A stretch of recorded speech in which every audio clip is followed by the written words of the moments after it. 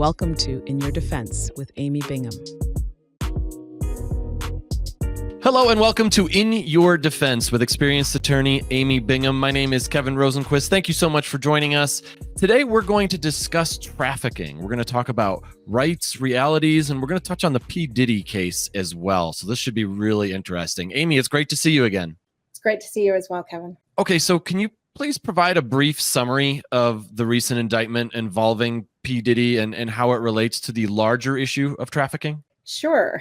So P. Diddy, or Sean Combs is his legal name, has been all over the media recently. A lot of comedians are making fun of the situation. A lot of commentary is happening. You can find the actual indictment, which I printed out here, online, and you can take a look at it. There are three counts against him. And then the fourth unnamed count is that they are trying to get forfeiture of any assets or any proceeds of what happened. Essentially, Mr. Combs is being accused of racketeering, sex trafficking, and transportation to engage in prostitution. There's not a lot of details in the indictment. There are 14 pages, but not a lot of information, including the victim's name is not listed. And they've listed just one victim as to the indictment, which as a criminal defense attorney tells me that we're likely going to see an amended indictment as the investigation proceeds.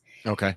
Because when they first file charges, they may not know everything that they need to know in order to actually charge everything that they can charge. So the racketeering charge has to do with the use of Mr. Combs' business enterprises to perpetrate his crimes. He is alleged to have used his power and influence to manipulate women into performing sex acts for him. He has also been charged with threatening and intimidating others to keep quiet about anything that may have occurred. He is accused of using drugs to coerce women into performing acts. And interestingly, in the indictment, he is accused of providing IV treatments to the victims to help them heal from whatever terror and trauma he has inflicted upon them. My goodness. It's pretty stark, the allegations, and they're shocking. They're definitely shocking.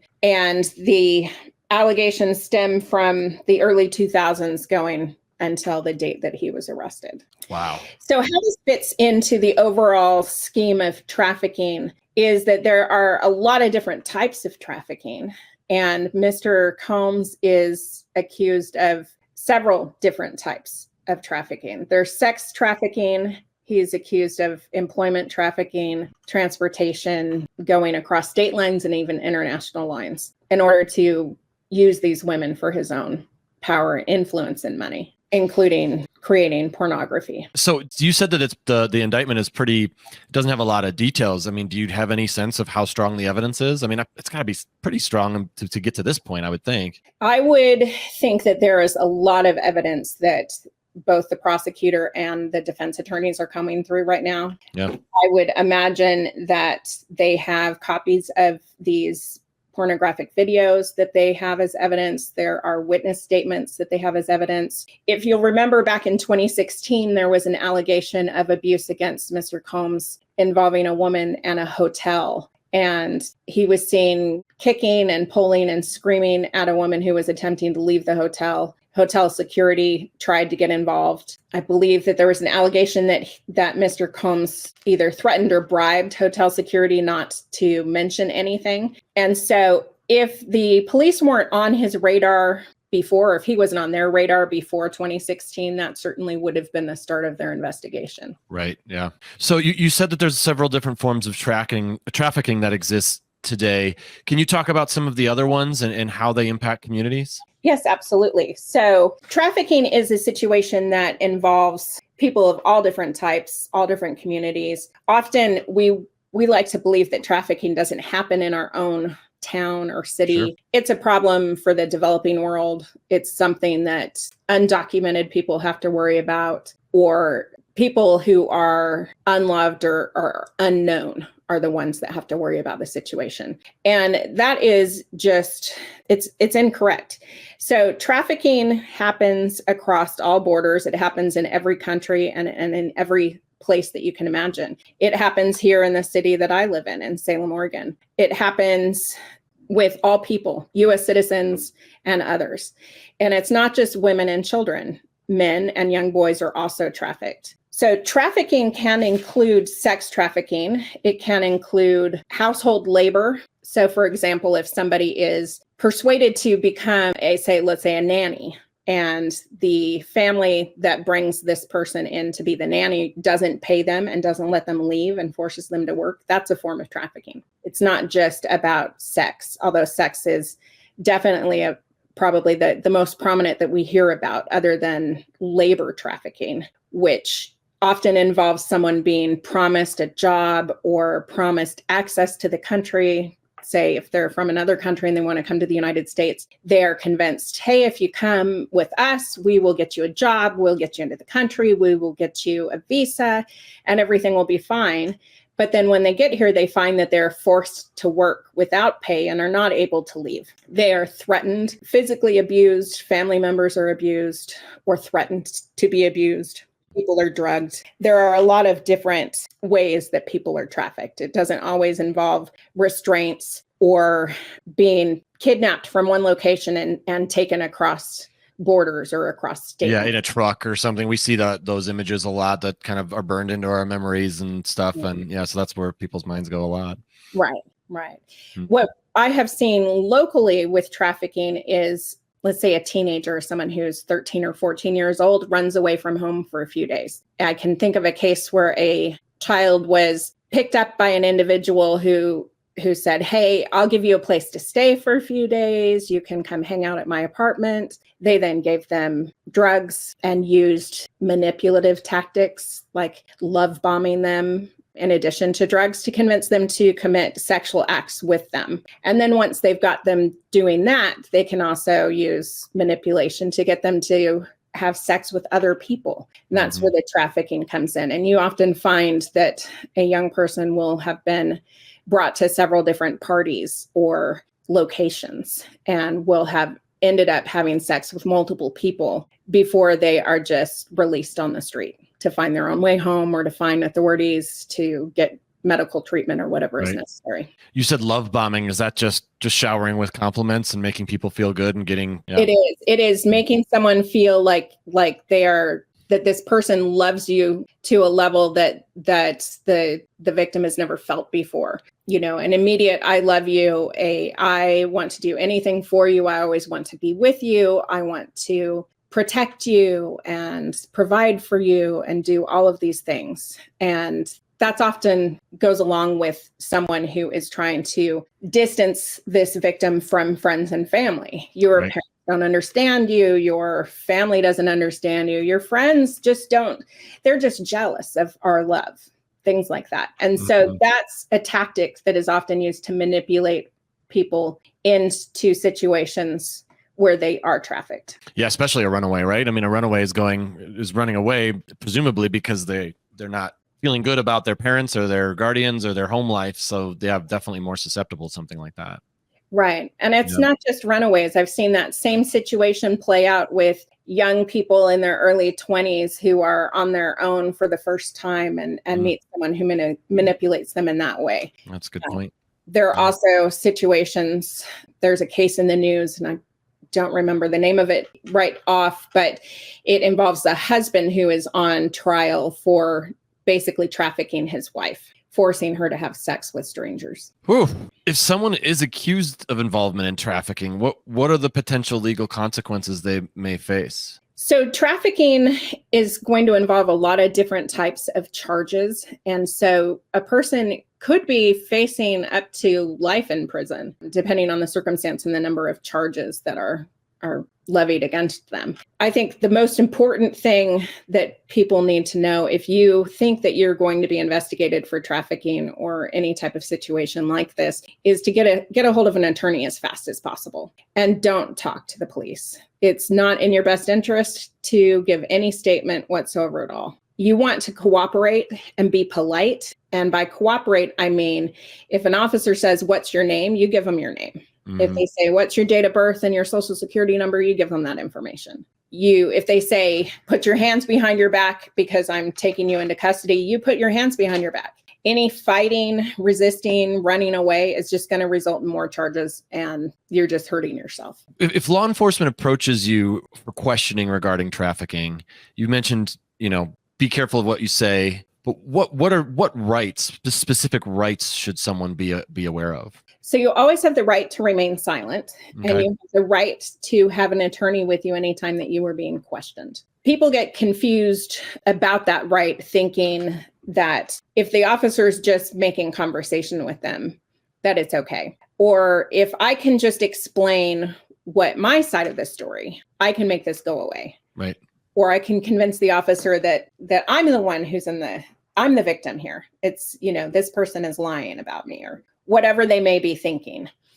And that's just a false thought. It's not true. You cannot talk your way out of the police charging you. If law enforcement approaches someone and they want to talk to you about trafficking or another serious crime, and they want your statement about that, they likely already have enough evidence to arrest you.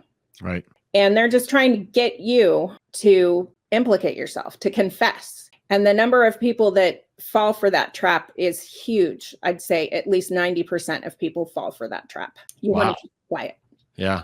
90%. Wow. That's, I guess, you get nervous and you start talking and all that. Yeah. It makes sense. Yeah. Makes sense. We all think we'd be, able to handle it just sitting here talking, but once it's actually happening, it's different animal altogether. Right. And you easily get, relaxed and think, oh, well, we're just buddies having a little chat here. Right. This officer's pulled me over to the side of the road, and maybe he smells some marijuana in the car and tells you, hey, it's no big deal. I know a ton of officers that smoke on the weekends. Prior to it being legal in Oregon to use marijuana, or even in California, I saw many cases where an officer would say something like that. It's no big deal. It's a stupid law anyway. And that would get the person to think, oh, well, see, hey, this is a fellow user, somebody who is on my side. This And guy gets me. Yeah. Right.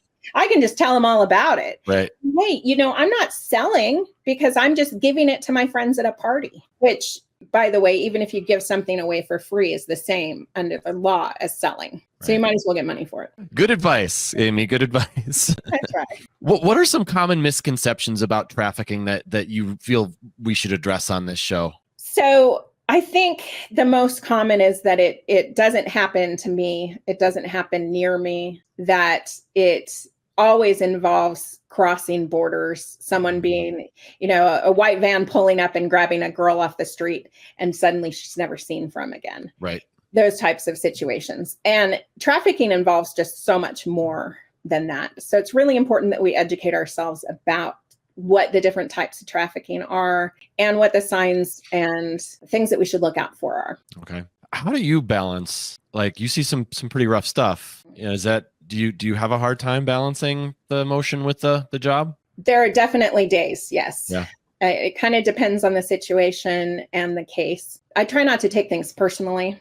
Sure. I also understand that there's a lot of bad things happen to people in this world. It's just part of life. It's part of mortality. And bad things happening to you don't define who you are. And so there's always hope that you can get past it and move forward. It's certainly not easy, and it's certainly not something that's going to happen fast, but it is possible. And it doesn't define you. Anything that happens, whether you are a victim of trafficking or you're a trafficker yourself, these things don't define who we are, and you can change. Do you feel like there's better awareness in recent years about trafficking? Are there the advocacy organizations out there? Are they doing a good job of kind of helping to try to curb this? There are a few groups that are more prominent in the news. I think for the most part, people still don't believe that it is something that's happening locally or that's going to happen to them or someone they know. And part of that's, self-preservation. You don't want to live your life thinking any moment I could be snatched off the street. Yeah, that's not a very enjoyable way to live. Yeah. Right. So it's important to be aware and to know what the signs are and what to look for so that you can help prevent it. But I don't think that we're quite where we need to be yet as far as awareness goes. We're doing better. There are commercials and there are posters out and about and social media videos that talk about different signals that you can look for, what to do if you see someone walking, their hand signals that you've seen in the media. I think one of them is doing that, which can mean that, I've been taken against my will. Oh, wow. So there are things that you can look for and, pay attention to your instincts. If you think something's wrong, then something may be wrong. And you should get somebody in authority aware of that situation. It's not something that you should jump into on your own because you may end up making the situation worse. You may end up hurting yourself or hurting them. But law enforcement's trained to handle these kinds of things. Yeah, I lived in Chicago for 16 years and my wife and I both, and we always talk about how, like, even though we don't live in that kind of environment anymore, it kind of helped.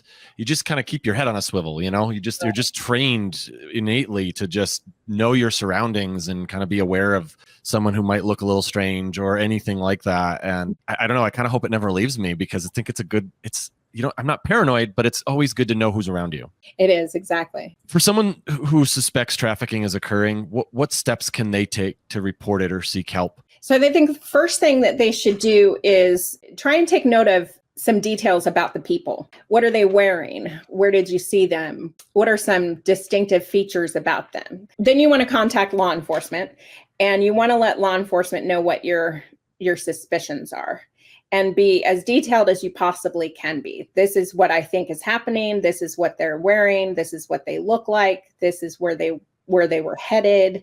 This is the car they were in. Any information that you can give them that will help law enforcement find them will be beneficial. The other important thing to convey is why you think maybe someone is involved in trafficking. Is it a man with a young girl on a plane, for example, and she's not making eye contact with anyone? He's making the decisions on things like whether she gets something to drink or not and what it is that she's drinking. She's sitting there without anything to do, looking nervous. These are all kind of signs that might make you say, I wonder what's happening over there. Right. And if you're in a situation like that on a plane, the best thing to do is to quietly go up front and talk to a flight attendant or into the far back to talk to a flight attendant, because they have protocols that they'll follow, which will include getting law enforcement at the gate when we arrive. Wow. Wow. Scary stuff. Well, thank you for joining us for In Your Defense with Amy Bingham. If you'd like to get in touch with Amy, you can visit her website, amybinghamlaw.com. And of course, please like and subscribe to the channel. We've got lots of great stuff coming your way. Amy, thanks so much for being here. Thank you. Thanks for watching. Be sure to hit that like and subscribe button and leave us a review in the comments.